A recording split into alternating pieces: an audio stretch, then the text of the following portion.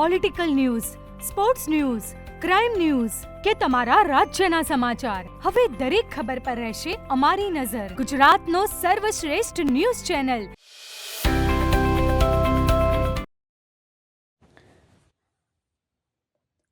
બોતરવાડાથી ચોટીલા ચામુંડા માતાજીના પગપાળા સંઘનું પ્રસ્થાન કરાવ્યું.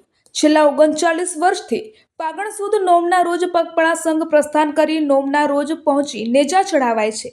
હારીજ તાલુકાના બોરતવાડા ગામે સમસ્ત બોરતવાડિયા હમીર સંઘ, બેન સંઘ, ઝાલા, મકવાણા ક્ષત્રિય ઠાકોર પરિવાર દ્વારા ફાગણ સુદ નોમના રોજ છેલ્લા 39 વર્ષથી બોરતવાડાથી ચોટીલા સુધી પગપાળા સંઘ સાથે શ્રદ્ધાળુઓ દર્શનાર્થે જાય છે.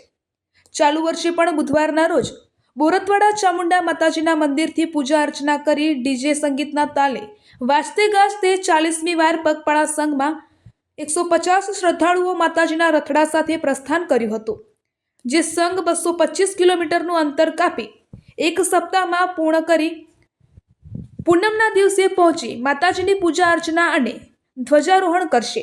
આ પગપાળા સંઘમાં 150 પગપાળા યાત્રીઓ અને સાથે સેવા કાર્ય માટે પણ 40 લોકો જોડાયા છે.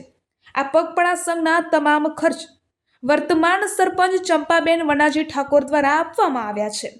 રિપોર્ટર જીગર દરજી, હારીજ.